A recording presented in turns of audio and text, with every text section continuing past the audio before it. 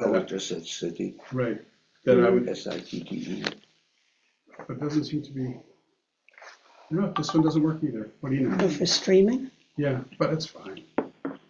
I just don't. Yeah, Zoom is okay. No, Zoom's fine, right? But I just was trying to figure out how to stream from time to time. All right, so here we go. All right, so it says being live streamed, but I don't know where it's being live streamed to, so let's just. You know, some people went out in order to see the, Let's leave.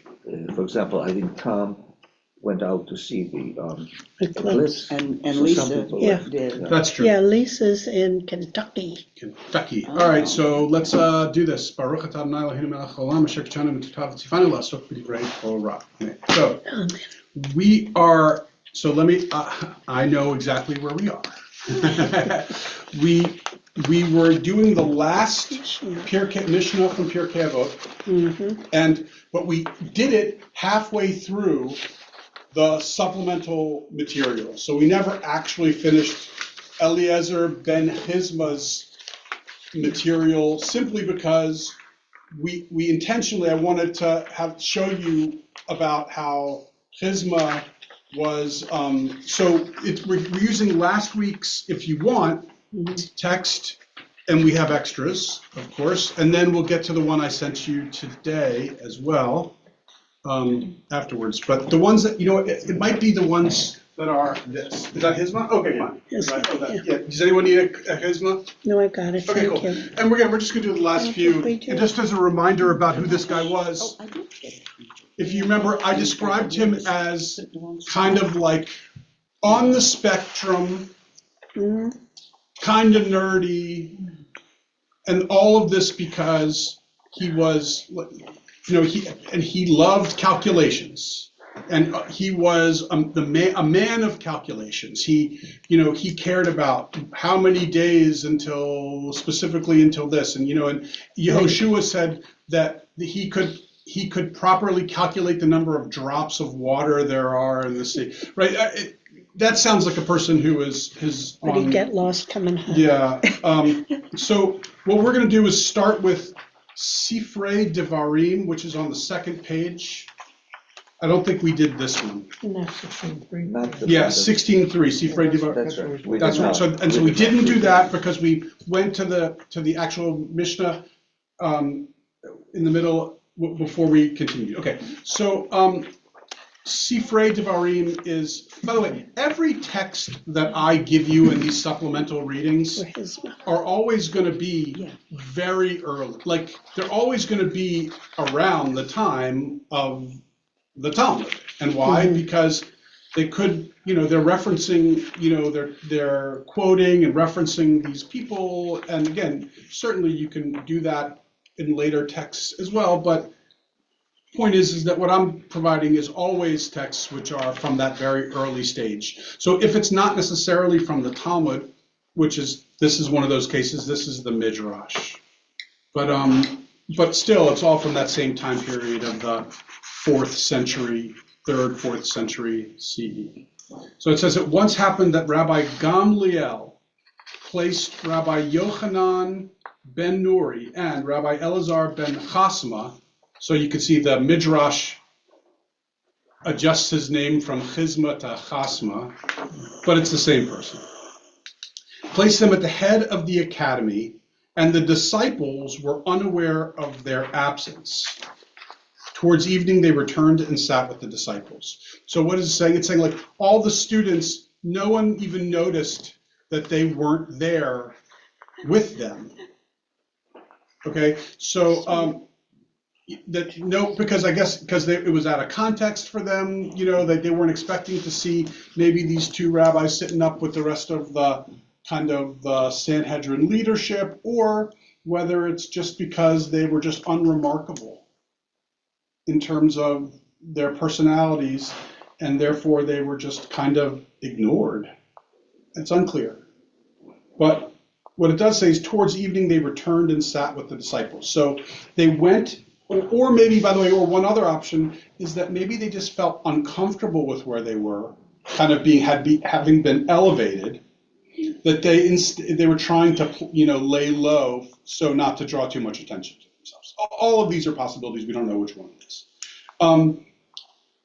But towards evening, they went and sat down with their kind of friends, who were the disciples, where they had been prior. Such was the trait of Rabbi Gamliel. So now this is a new thought. Even though it's all part, it's like now it's a new thought. Such was the trait of Rabbi Gamliel. When he entered the house of study and said, "Ask," it was known that there were no provocateurs there. So what he would say is, I'll entertain questions only if I know the people who are in the room. But if I don't know the people who are in the room, there'll be no questions. If that makes sense, right? Yeah. He doesn't want to open himself up to trying someone to try to catch him or hecklers, right? So when he entered and said ask, it was known that there were no provocateurs there. When he entered and did not say ask, it was known that there were provocateurs there. When he entered and found Rabbi Yochanan ben Nuri and Rabbi Elazar ben Hasma sitting among the disciples, he said to them, "By your behavior, you have made it known to the congregation that you do not wish to exercise authority over them." Right? What he's saying is, looking at you here, you're not taking your place as a leader. Instead, you're trying to, it's like I don't make the analogy. It's you're not taking seriously the responsibility of, now that you're a leader, that means you can't just kind of joke around with these other guys. Not to think that Elazar ben Chisma was much of the jokester, but you get the point. In the past, you were independent. From now on, you are obligated to the congregation for their good and welfare. In other words, it used to be that you could say and think whatever you wanted to, but now times have changed. You've been elevated. And what's interesting is that this is a message, by the way, understandably, that I oftentimes share with bar mitzvah kids right as they become a bar mitzvah. And I kind of do a little talk for them. I'm like, one of the things it means to be a bar mitzvah, I say, is that, you have obligations. You can't just think only about you, but now if you get a little older, you start to think about others too. And it's kind of like the same message. It used to be that you could just kind of think and do what you want, but now you have responsibilities to this. You don't just, it's not just a nice fat raise. You gotta do something. But it comes with responsibility. And here among your brothers, okay. Yeah. I don't think, I haven't thought about it for bar mitzvah kids, that they are now adult members of the congregation. Right. I don't make more of adulthood than I should. In other words, I don't say, and now, go get a job and here's your first beer. But hey, Jerry, good to see you. And I pick up. Wait, unless you have it. Do you have the Chizma text or no? Probably not. I don't say something like, get a beer and a job because you're an adult now. But rather, I will say, I do feel comfortable saying something like, okay, now, you're not a child anymore who just cries because I want this and I want that, but you take other people's feelings into consideration. Anyway, it's kind of similar. Yeah. Thank you. He told them, be deliberate in judgment. If a similar case comes before you 1, 2, or 3 times, do not say, I've already ruled on this several times, but be deliberate in judgment of each case. Okay. And thus did the men of the great assembly say, be deliberate in judgment, to set up many disciples and make fences for them, which we actually read that one towards, at the beginning of the table. In any event, I guess the reason why I shared this text was to say that still, Chizma, not only, did he not necessarily like his promotion, but also more importantly, it kind of feels like he just didn't like change very much. And that is a personality trait which is quite consistent with someone who is, let's say, on the spectrum. And I'm not trying to make a judgment about that. I'm just saying, I wouldn't be surprised, right? It sounds that way. But again, it's wrong for someone like me to make a judgment about that for a person I know, much less a person I'm simply reading about. So with hesitation, I say that. I'm just kind of pointing out something which might be a possibility. Okay, so now let's look at the next one, which is Baba Metzia 92a, so it's on the last page of the supplement. And this is just another example of just how he just kind of cared about calculations and numbers. A laborer may eat cucumbers while he works, and this is the halacha, even if the amount he eats is equal in value to a dinar. Or he may eat dates, and this is the halacha members law, even if the amount he eats is equal in value to a dinar.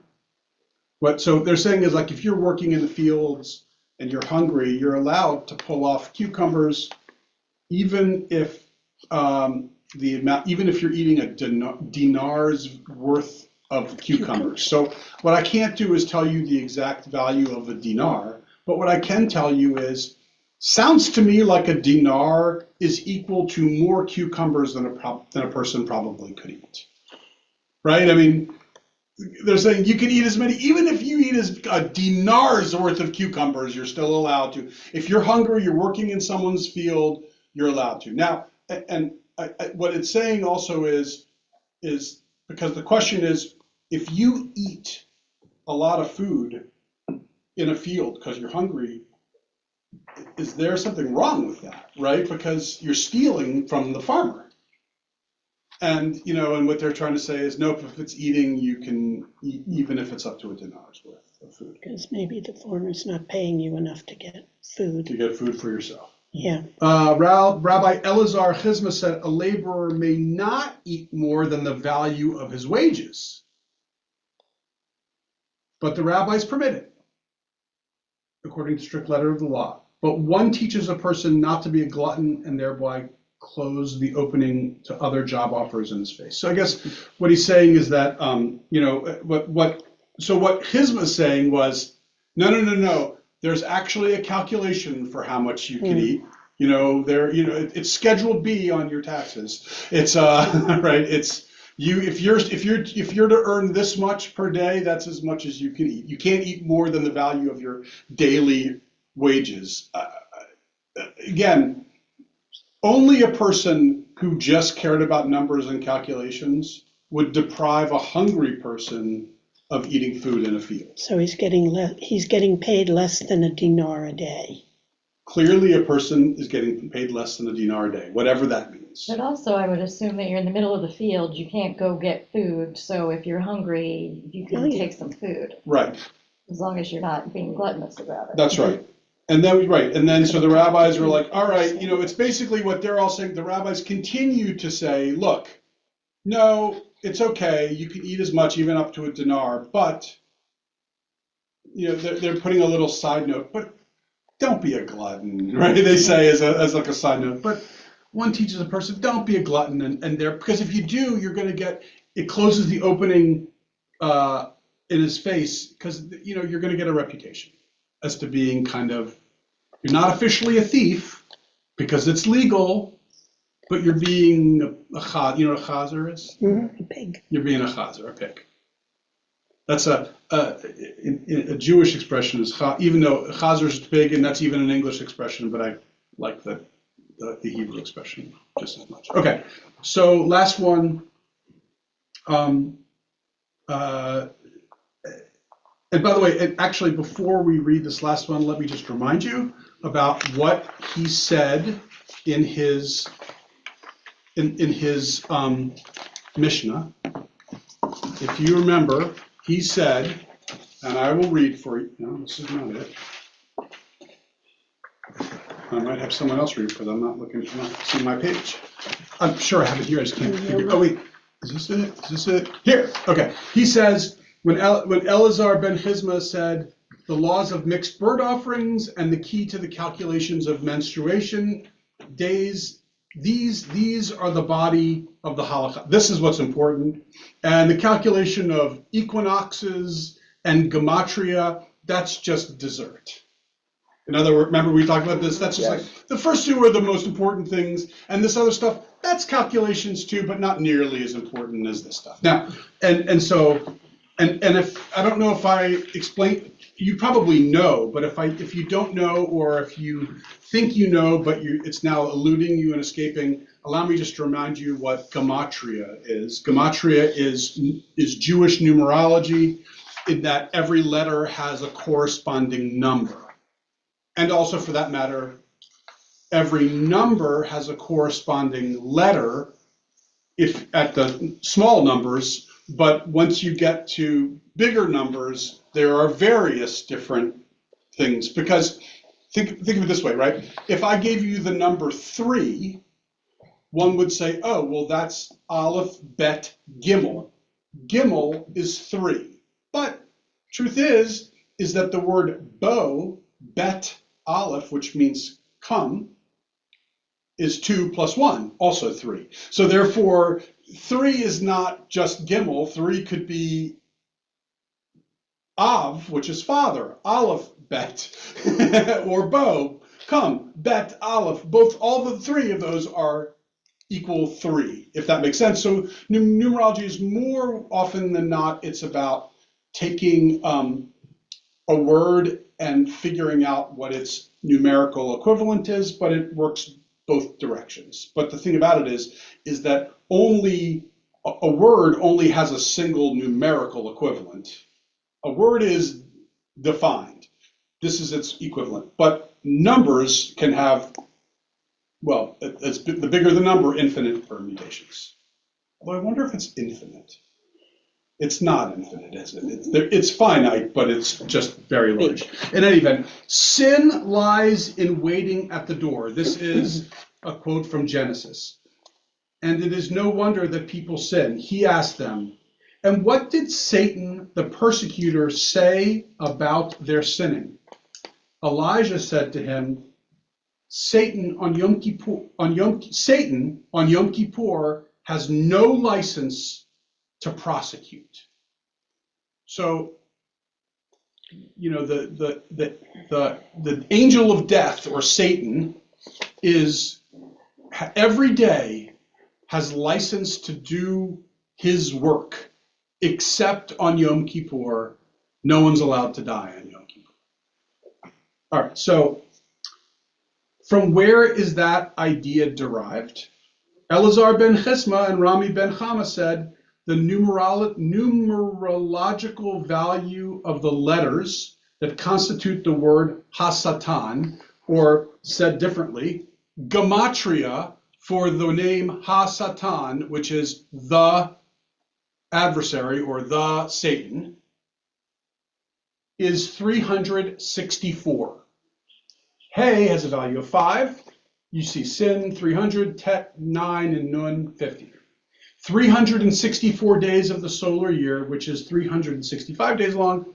Satan has license to prosecute. On the remaining day, Yom Kippur, he has no license to prosecute. Of course, what you might be saying is, fair enough, he does it on 364 days and not one, but why can't that one be a person's birthday? Why does it have to be Yom Kippur? Why can't it be, the first day of Passover? What doesn't necessarily compute is why it was specifically Yom Kippur, which was that one day. But, I can understand that we understood Yom Kippur to be our holiest day. So that makes sense. But it's not necessarily intuitive from the numerology. I was at a checkout counter once, and what I bought came to $6.66. And the clerk said, no, we can't, you have to add something. Dear Lord, really? Oh, seriously? Oh my God. Yeah, think like that's the number. superstition, there's the, okay, hold on. Now I'm going to digress for about 15 or maybe 30 seconds. So last night was the college basketball championship. Yes. Yeah. Okay? Man. Men's, correct. I actually found the women's to be more compelling, to be perfectly honest. But men's college basketball championship, and the coach for the team that won it, and the team is UConn. The coach is named Dan Hurley. Dan Hurley. I couldn't remember. Bobby Hurley. It's Bobby's Bobby Hurley's brother's older brother. He's played. Anyway, Dan Hurley. And there's a whole thing in which he is so superstitious, he wears the same pair of underwear every time they play, and he wears the same couple of same things. And it's because and he eats the same exact M&Ms before the game, whatever it is, right? And so, and I'm listening to, and it's all cute and whatever, everyone's giggling about he would drag in underpants and stuff like that. But I'm thinking to myself, for real? You think that the reason why you're winning is because you're eating 6 Skittles and wearing dragon underpants every single time? Like, come on. I think superstitions are just ridiculous. Well, there's a wonderful saying that I've always loved, that you want to approach each day like with the confidence of a 4-year-old wearing a Batman t-shirt. And I used to, when I was in law school, I had a t-shirt that I wore for hard finals. It was a Legal Eagles t-shirt. Right. And I just felt better. Felt so better. the ideas would flow. So maybe there's that. So we are now going to move on to Pirkei Avot chapter 4, but we are going to go to our supplement materials. So I don't know if we're going to get to it or not. For you, Freya. Did you have this? And today I sent you the supplement for Shimon ben Zoma. Now, if anyone needs it, I did make copies. Okay. Yeah. So Shimon ben Zoma. Okay, so it would be in the what is that where it says? Okay, take it. Yeah. So Shimon ben Zoma. And chapter 4. And chapter 4, you'll need that. Who knows if we'll get to it? That will be in the current text. Yeah. There you go. Bravo. So Shimon ben Zoma is somewhat famous. He was certainly. We haven't met him yet. We have not met him yet. That's correct. He is, if you read, some of you I know, this is what I'm referencing it, read the book The Orchard, and if you did, then you certainly remember meeting Shimon ben Zoma. He was like bosom buddies with Shimon ben Azai. It was Ben Zoma and Ben Azai. They did everything together, most things together. But the one thing they didn't do together is Pirkei Avot 4:1. That was separate. That was just Ben Zoma, and Ben Azai did 4:2. So what we're going to do is study Ben Zoma separate from Ben Azai, as we should.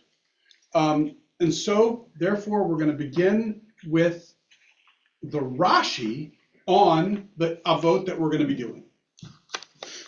So, and the first one is, and by the way, this is 100% my translation. For some reason, when it comes to Rashi on the Talmud, Sefaria has not yet come up with the translation. So the few times that you see Rashi, which are 3 times here,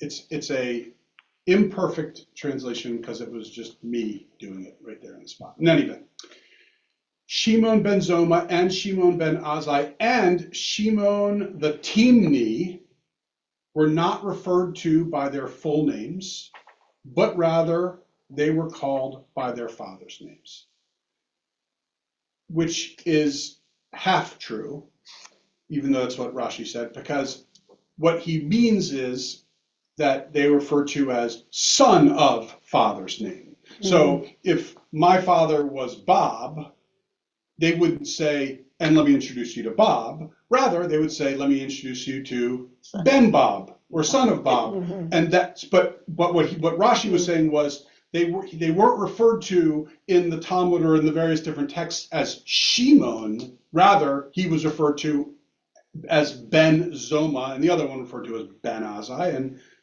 this third one, Ben Timni, but I don't think we get to see him ever. Let's see. Well, they're all Shimon. Yeah. What's that? They're all Shimon. They're all Shimons. Yeah. And that's probably part of it. Because they were part of Shimon said this. Well, which one? Yeah. Well, first of all, Shimon? Do you realize how funny what you just said was? I don't know if you intentionally made a joke. No, I don't. I did not hear what I said. Shimon said this, and Shimon said... Simon said.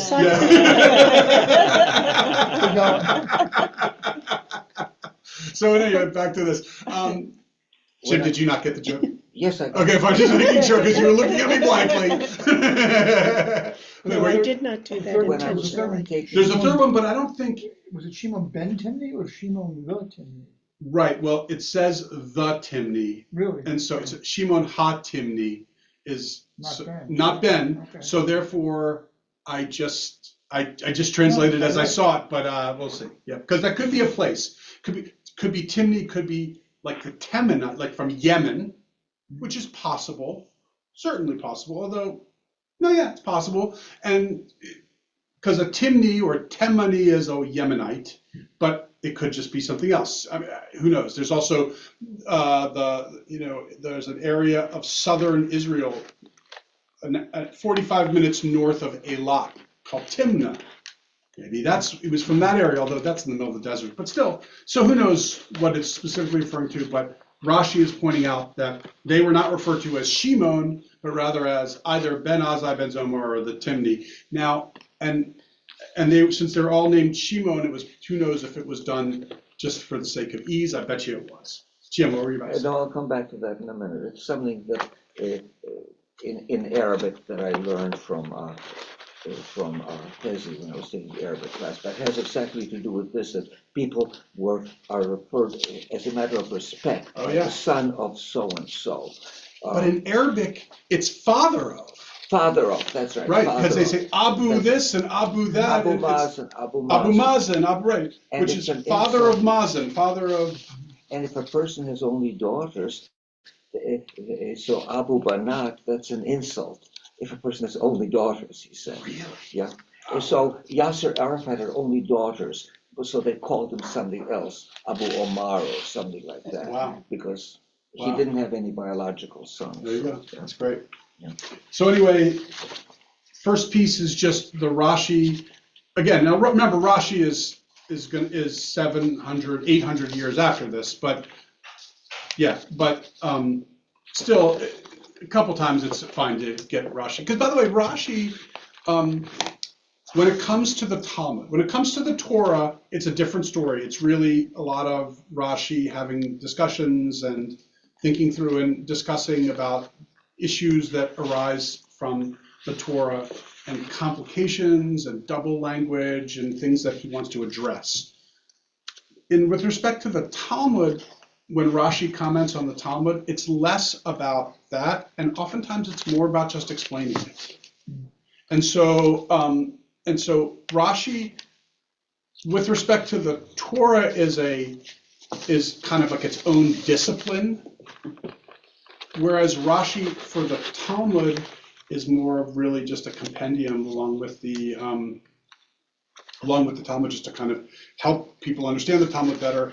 Oftentimes, and Rashi is drawing upon generations and generations of oral tradition for this. And what Rashi did was simply write it down, right? And so that's what makes him, very few of the things that Rashi says when it comes to his comments on the Talmud are original thoughts. But they are experienced as original thoughts because we have no record of these thoughts before him. But as I have come to learn, what I've learned about Rashi is that it's really he putting together all of the stuff in which people said, no, that's what that means, or this is what I learned from my teacher who said this, or from that, or generations have been kind of passing along this special, understanding, and Rashi was like, I think it's time that we write this stuff down. But it all comes out in his name, but I think it's, if I know that he shouldn't be taking full credit for it, then how much the more others know. So let's go to Kiddushin, the next one. If a man says to a woman, be betrothed to me on the condition that I am a student of Torah, one does not say that he must be a student who is scholarly like Shimon ben Azai or like Shimon ben Zoma, who were called students despite their great knowledge as they were never ordained. Okay, so we'll get to the ordained part. Well, that's just going to come from Rashi in a second. But so what they're saying is, so what the Talmud is saying here is that these two, Ben Azai and Ben Zoma, were exceptional students. They were, you know what? They were the TAs of the big, lecture that was happening. And in truth, when you think about it, it actually is probably a great analogy. You have that 500-person lecture in whatever, and with the extraordinary professor, but that professor, that's the lecture, but in terms of the discussion, that's happening in smaller groups. And these TAs are the ones who know the material cold and could also probably be teaching the class, but they don't have the name recognition. And so they are just seen as, even though they are students themselves oftentimes, but they are just seen as like the cream of the crop of the students. And that's what these two were. Now, Rashi on Kiddushin. So it's the actual Rashi statement on that very expression. So, and now you'll actually see what I was talking about with respect to how Rashi kind of just comments. Because remember, what the Kiddushin, what the Talmud text says is only on the condition that I'm a student. One does not say like Shimon ben Azai or like Shimon ben Zoma. That's the whole Talmud part. So you can understand why a person would say, that's a little confusing. Can you just, I could use some help, right? And here comes Rashi. Rashi says, Ben Azai and Ben Zoma were students and young men. They never received rabbinic ordination in their lifetime because they both died at a young age. So what Rashi is trying to say that he learned from other sources was that they would have become rabbis if only they had lived longer. If Rashi is saying this, we don't exactly know how young they were. 11th century or so, that shows already the high value of learning in the Jewish community. So that he says, be betrothed to me on the condition that I'm a student, not that I'm a son of a wealthy merchant, for example. But that's true. That I'm a Although, to be fair, it did say that. I just took it out. These guys were it said, be betrothed to me, on the condition that I'm rich. And they said, are you as rich as Elazar ben Azariah? So these guys weren't learner-earners. They were just learners. They were just learners, right. Correct. And and they were exceptional. And we think of them as sages, but they just never were rabbis. Okay. So the sages taught in a Tosefta, which is which is just a way of sorry, that was Baraita. Tosefta is an additional Mishnah statement, but it's part of the Mishnah, but not the actual Mishnah, but it was part of that same period of writing, but not included in the Mishnah.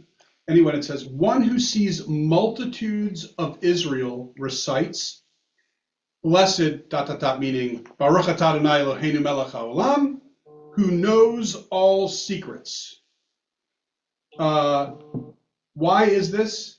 He sees a whole nation whose minds are unlike each other and whose faces are unlike each other. In other words, when you go and you see hordes and hordes of people, that's what you say, because you're just kind of blessing God for making us all different types, but still God knows what's in the minds of everybody.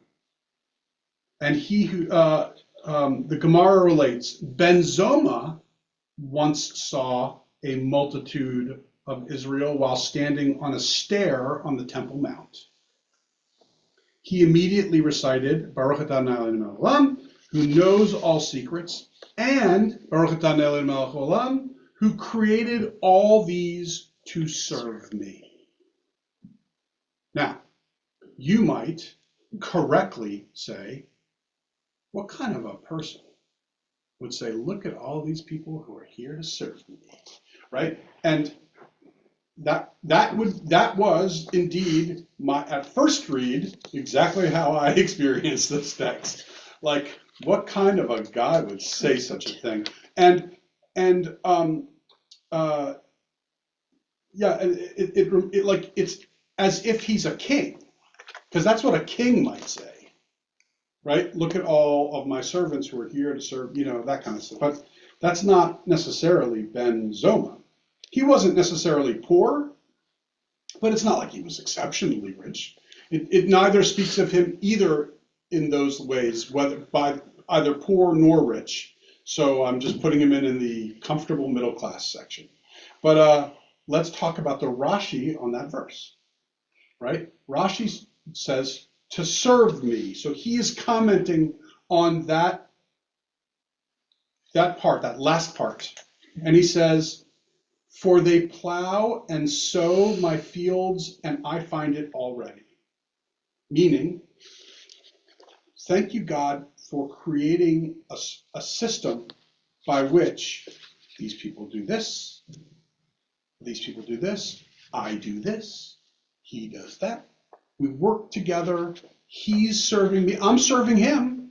It's not that they serve me and I give nothing, but rather thank you, God, for creating a system by which that we're all working together in a way which is creating a better world. We all do our part to help. And it's and that's what basically Rashi was trying to say. So he wasn't saying I find it all ready to reap the crops and right. get the benefit. These people do work, and I am the fortunate one that I come and I find it ready. Mm-hmm. Like I don't have to do anything because I have people who serve me. But they could also give that same blessing because they have me to serve them with their teaching. If they need to learn this or learn that, I'm there for them. And what he is trying to say is, while others talk about how God just knows what's in the mind of all of the people who are there, each individual, what Ben Zoma is saying, sure, God does, but also thanks God for creating all of these unique people who have unique talents, who can do unique things that I can't do necessarily as well. And how fortunate for us that we have people who have different types of strengths and qualities that enable us to function in a way which makes this world spin well. So it was actually, what comes out sounding like such a nasty thing to say is actually a very kind of humble thing. Like, thank you, God, for making this. I'm not very good at sowing and planting. Thankfully, they are. And thankfully, we can share and we can trade. Brachot 58:5. Ben Zoma would say, a good guest, what does he say? How much effort did the host expend on my behalf? How much meat did the host bring before me? How much wine did he bring before me? How many loaves did he bring before me? All the effort that he expended only for me, right? It's like, it's a nice, what Ben Zoma is saying, you want to be a good guest? Say that. Say, I am overwhelmed by all this food. I can't believe you would go to such trouble for me. Or, my God, this wine, you're just so pouring wine, glass after glass. You're so generous. This is how a good guest should be. However, a bad guest, what does he say? Right? So Zoma's also pointing out what a bad guest would say. He says, what effort did the host expend? I ate only one piece of bread. I ate only one piece of meat and I drank only one cup of wine. All the effort that the homeowner expended, he only expended on behalf of his wife and children, right? So what, you have the choice of either functioning with gratitude or not. You can see things as you are entitled and you should be getting more, or you should see the world through I'm very fortunate that I'm in this place that I'm in, and how lucky I am that you were so generous with me. Even if it was one piece of bread, one piece of meat, one glass of wine, that you should still be saying, God, I'm just so grateful that you went to this trouble for me. It's one of the reasons I'm here is because things like this just explode my brains, because this is the gratitude journals that people are saying that we have to do in 2024. Right. And they were doing it. They were doing it back then. He was kind of trying to teach it. Yeah, I mean, this is just so, this basic human need to say thank you and be grateful has, And not to be a chazer and a greedy Yeah. person and to talk about what you didn't get, but talk about what you did get. yeah, And show and It's communicate amazing that to to your me. host too. yeah, well, You that didn't is, need that to have is, me come over. You didn't, no one forced you. You invited me to your house. You sat me down at your table and you fed me. That's really lovely. And I'm so great. And if all, obviously don't, excuse me, say these words, but you could think them. And if all you were able to put in front of me was a hot dog and a glass of water, because you don't have the means to make foie gras on, you get the point. Then you're still grateful for what the effort was to go to whatever it was, right? Surely you cleaned the bathroom before I got, surely you, clean, you made sure that, like you went out of your way. That's what happens in our house. It's like, we got people coming over, my God. I am like a slave for like 6 hours prior, in which, and it's like, that bathroom, okay, now, okay, this floor, let's dust, I'm like, oh my God, we're dusting this blinds, okay, it's how it is. The mantra in my house when I was a child, my mother would say, "The house is a mess, we've got to invite somebody over." Right, that's exactly right, to make sure we get it clean. That's exactly right. Actually, Hannah says, and I'm by the way exaggerating, but she's not. Yeah. But she'll say, I hope Passover's coming. We need to clean this pantry. I can't wait for Passover. We've got to clean the pantry. All right, so the next one, also brachot. Ben Zoma stated, that you may remember the day you went out of the land of Egypt all the days of your life. The days of your life refers to daytime alone. However, the addition of the word all, as it is stated, all the days of your life comes to add nights as well. So the reason why I put this one in is because in some versions of the Passover Haggadah, it uses that expression. And it's talking about the obligation to, some interpret it as do a Seder every night of Passover. Some say to do Passover inclusions, not just at the morning service, but in the evening service as well. But the point is that what Ben Zoma did here was, it was kind of very Akiva of him. And he said,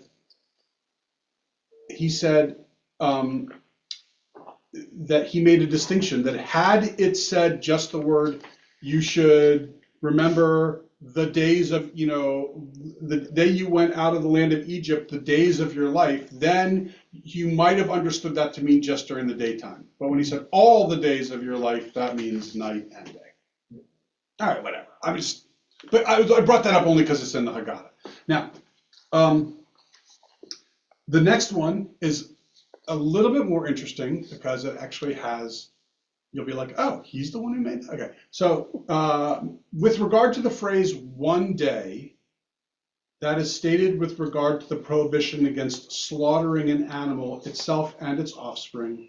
The day follows the night. By the way, just as a reminder, just reminding you, bold means that's the actual text.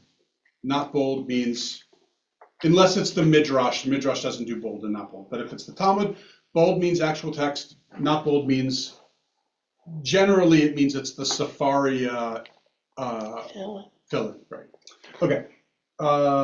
Therefore, one may slaughter an animal during the day and slaughter its offspring that night. But one may not slaughter an animal at night and slaughter its offspring the following day. Rabbi Shimon ben Zoma derived this by means of a verbal analogy. It is stated in the act of creation one day, and it is stated with regard to the slaughter of an animal itself and its offspring one day. Just as, concerning the phrase one day that is stated in the act of creation, that the day follows the night, so too, concerning the phrase one day that is stated with regard to the slaughter of an animal itself and its offspring, the day follows the night.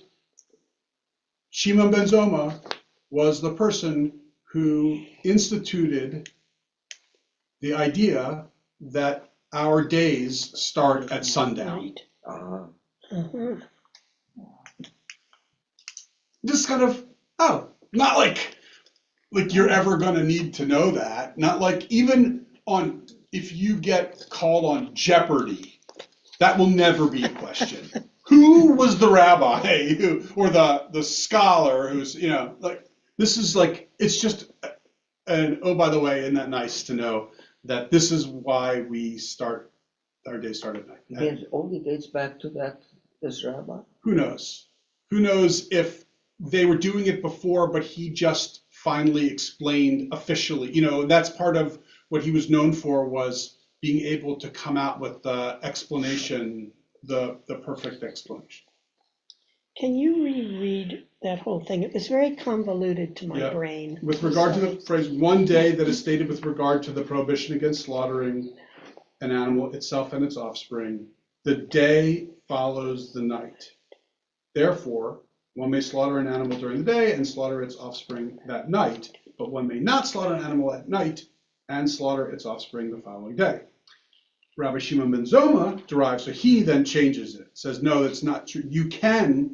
That the slaughtering should happen not day and then night, but rather it should happen night and then day. Yeah. Okay. And what year was Benzoma? 100, maybe earlier, because it says he was on the Temple Mount stairs. Yeah. So that would mean it would be before 70, but yeah. The sages taught now this is a famous story. And this is the story which serves as the centerpiece of the book, The Orchard.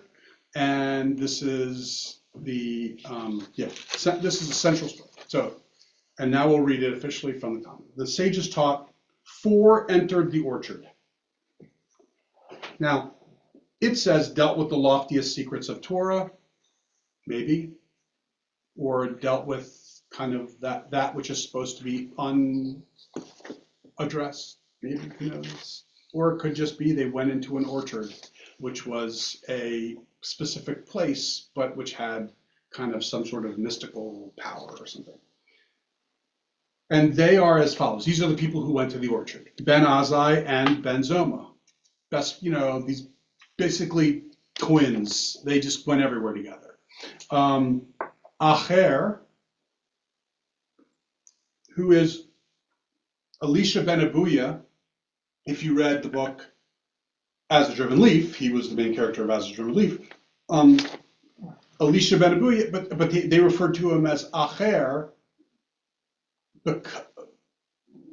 because of this story. So they're referring to him this way too early, right? But since obviously they're recording it afterwards, they're referring to him as Acher. But he theoretically shouldn't have been referred to as Acher, because him becoming Acher, which means the other, should have happened as a result of the story. In any event, and Rabbi Akiva, the senior among them, said to them, when upon your arrival in the upper worlds you reach pure marble stones, do not say water, water, although they appear to be water, because it is stated, he who speaks falsehood shall not be established before my eyes.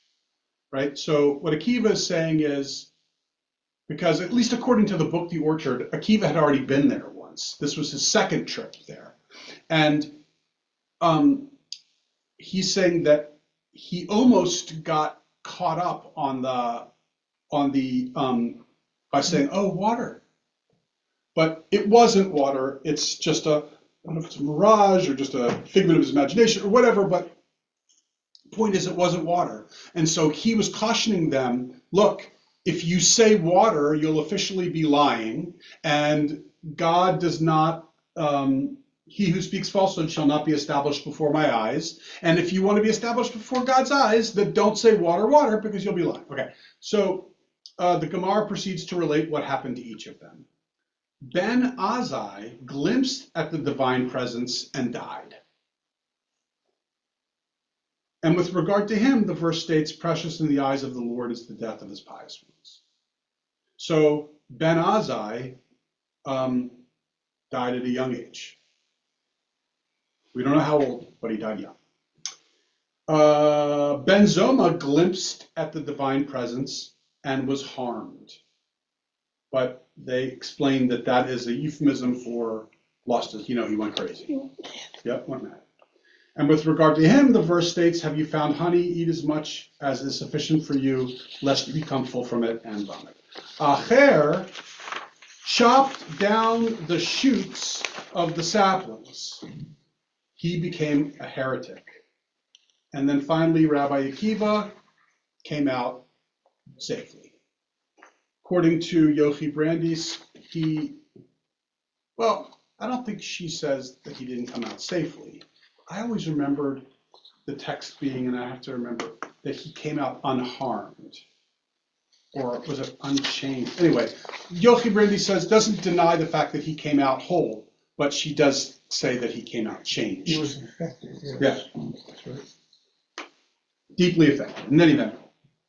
Because he saw the terrible things in the future. Mhm. Yep. So that, by the way, is so I just I took out a couple of some stuff. The story then continues, but I edited it. So I just took out some of the other stuff because it just kind of started talking about other people and things that just weren't quite relevant. Then it goes back to this. With regard to the fate of Ben Zoma, the sages taught. There was once an incident with regard to Rabbi Yehoshua ben Hanani. That's the our Yehoshua that we know, who was standing on a step on the Temple Mount. Okay, so again, clearly the temple is still standing. And Ben Zoma saw him and did not stand before him to honor him as he was deep in thought.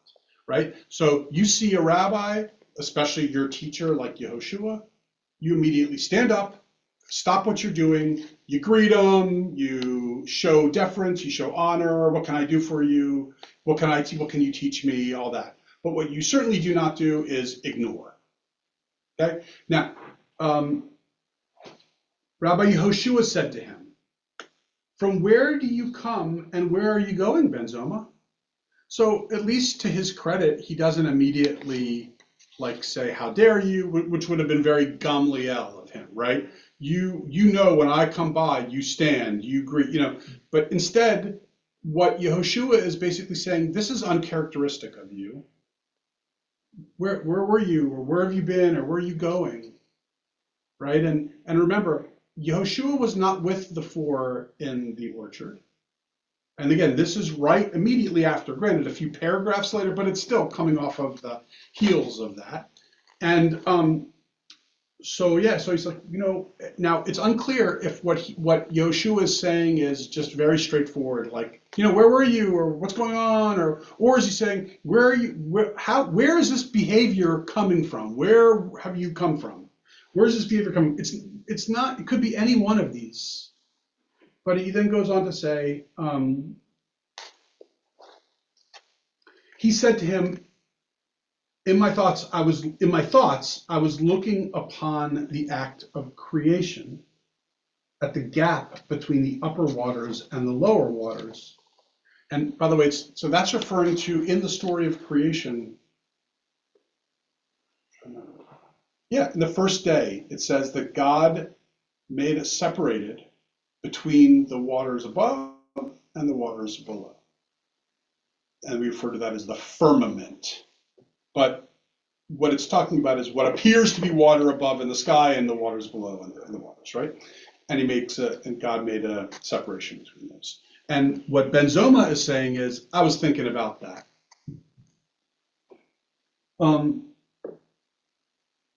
And as there is only the breadth of a mere 3 fingers between them, because what's he doing? He's literally standing there and he's holding his hand out and he's saying, look, as I can see it, there's the water, and that's, in the distance, I see the sky meeting my top finger and 3 fingers, and the Spirit of God hovered over the face of the waters like a dove hovering over its young without touching them.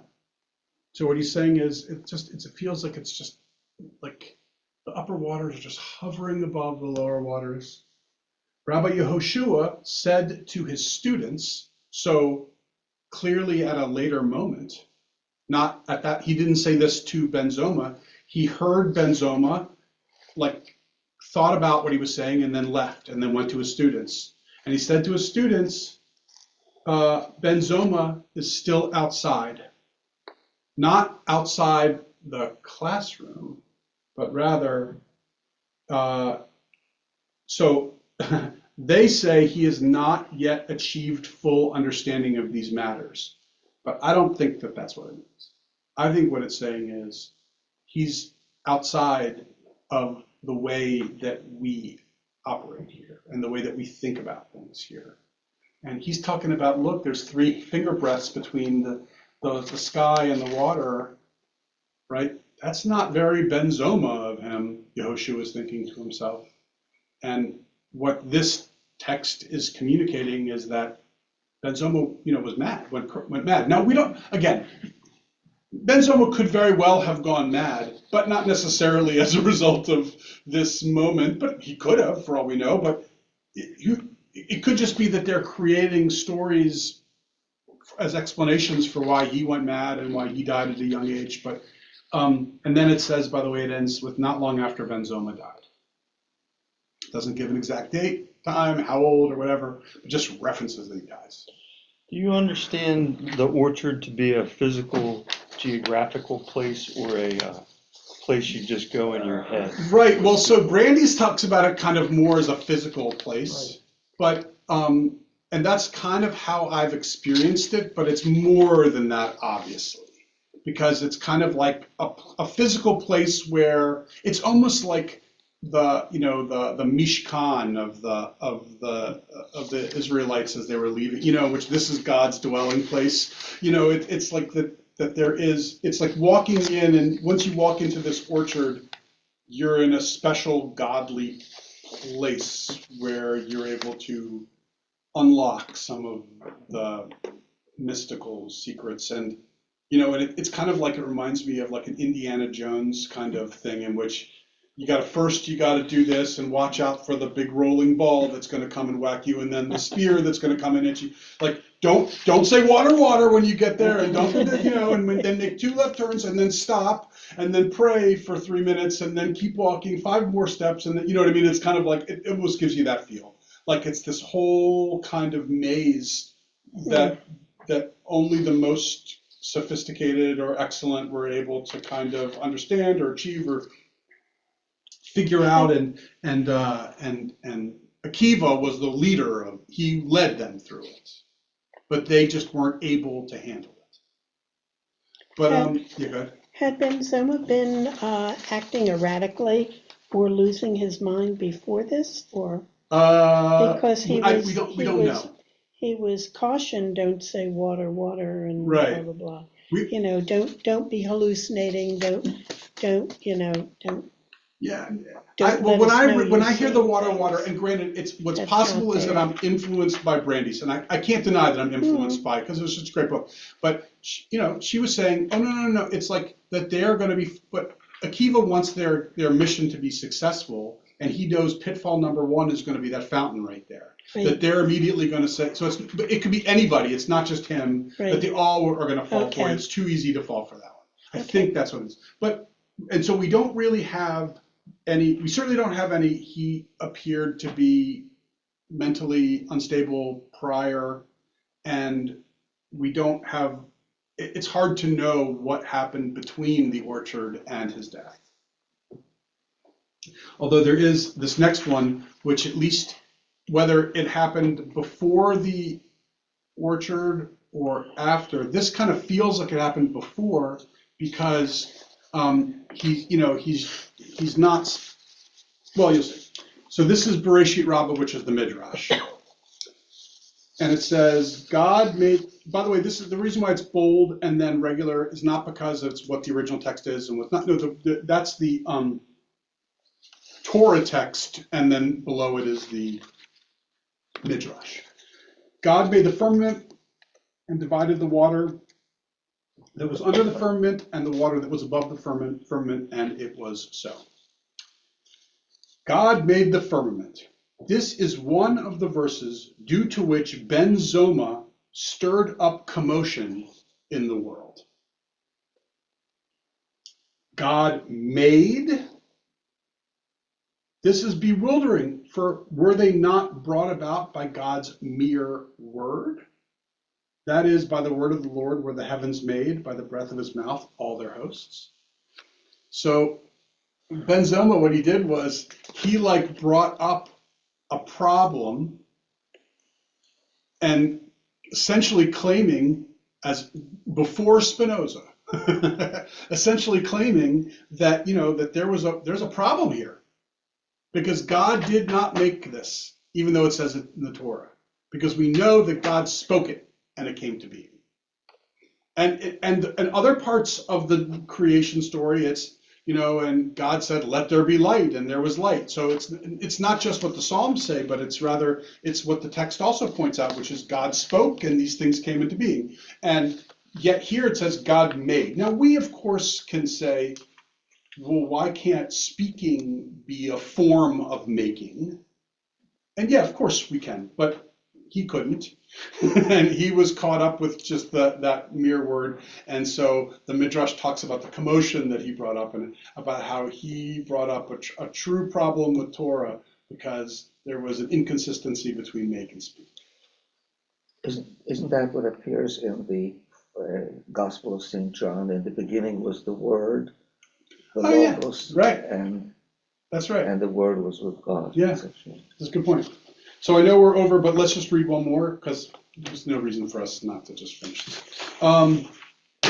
This is the death, but well, let me read this. And the Mishnah lists more things that ceased from the time when Rabbi Meir. I think we've read this before, but it was for others, right? So from the time when Rabbi Meir died, those who relate parables ceased. From the time when Ben Azai died, the diligent ceased. From the time when Ben Zoma died, the exegetists ceased. From the time when Rabbi Akiva died, the honor of Torah ceased. From the time when Rabbi Hanina ben Dosa died, the men of wondrous action ceased. From the time when Rabbi Yossi the Small died, the pious were no more. And why was he called the Small? Because he was the smallest of the pious. He was the least important. Okay. What I'm trying to say here is that for a person who was never made a rabbi, he and Ben Azai certainly got a nice statement, a mention about them, a call, a shout out, and they don't talk about every one of the sages, not even some of the great sages. They don't talk about how when this person died that this was lost and that was lost, because it's only for those who are exceptional at it. And so I guess, this is coming just to show that even though he was young, even though he went mad, even though he never actually was ordained as a rabbi, still that he was held in high esteem. And the very fact that he and Ben Azai were given, opportunities to include a statement of theirs in Pirkei Avot also speaks to that very claim, that he was, one of the stronger ones. And oh, by the way, last thing, I did Xerox this. This is from Elie Wiesel's book called Sages and Dreamers, of which he has a chapter on Shimon ben Azai and Ben Zoma. Right, he even puts them together because they're always together. You never, rarely do you see them apart. And let me just read a paragraph or so. This is pretty. I didn't know what the word exegetus. Yeah, it means to people who study interpret. Yeah. Text. Okay. Who was Ben Zoma? Who was Zoma the father? Where did Shimon spend his childhood, his adolescence? What were his aspirations, his fears? There are few laws bearing his name, few decisions attributed to him. Obsessed with prayer, he insisted on the need to incorporate the Exodus story in both the evening and the morning services. We talked about. Sage and moralist, he contributed a number of simple but useful aphorisms. I'm going to skip over just because one is the one we're about to read next week, or actually in 2 weeks, we'll talk about that in a second. Following the call of mysticism, he joined his companions in their unique adventure in the Pardes, in the orchard. How did he fare? He looked and lost his mind. And to explain his misfortune, the Talmud quotes a proverb of King Solomon's: have you found honey? Don't eat too much of it or you will end up vomiting. In other words, don't look too far, don't go beyond the fence. Ben Zoma did go too far. He looked where he should not have looked. His reason was shaken and it abandoned him. There's more, but I just wanted to just give, I find that Wiesel does a beautiful job of describing some of these people just in very human terms. And What is that last paragraph, what does it mean when it said when Rabbi Akiva died? Honor of the Torah. Yeah. That's pretty strong. That's pretty strong. It's like that he raised, I think what it's saying is that his interpretations raised the value and honor of Torah so tremendously that once he died, that no one could ever do that again. No one could raise the value and honor of Torah, I think. I have a question which may seem foolish or nonsensical to you. Obviously. My parents didn't raise me in a very, religious fashion.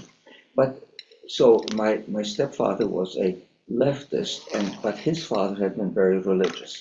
Sometime when I was about in my 60s, my stepfather suddenly said he was mad at me, and he said something in Hebrew, and I think what he said was Baruch Shepatranu or something like that.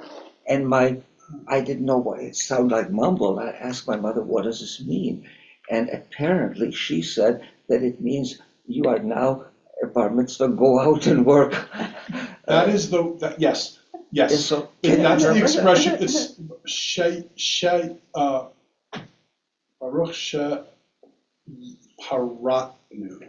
But whatever. Yeah. And it's the blessing that a bar mitzvah parent says. We don't do here. Blessed are you that separates us. In other words, now you're no longer my responsibility. Yes, that's right. Right. That's what you're saying to you was. And somehow this came back to him because he had never said anything like this. What's funny about that is, that is, I guess, at a time of exasperation, like a really, like a good verse or a good expression to say. But, you don't think about a blessing that you say to God right, as a way of showing insult or exasperation. Anyway, Soraya, nice to see you. And by the way, we are not meeting next week. I'm going to be, it's the board meeting. I'm also going to be out of town, but it's the board meeting. So next week's board meeting, so we'll meet again 2 weeks from now. And there's no Torah study, by the way, for those of you, but I think I've already told you guys that. That one, I'll still be out of town because it's the day before. But my point is that this was not, we had already canceled next week's, this class long before because of the board meeting. I've just since also used it as an opportunity to go visit my parents. Oh, so now I don't have to feel bad that I'm going to be out of town next week. There you go. I'm not missing anything. See.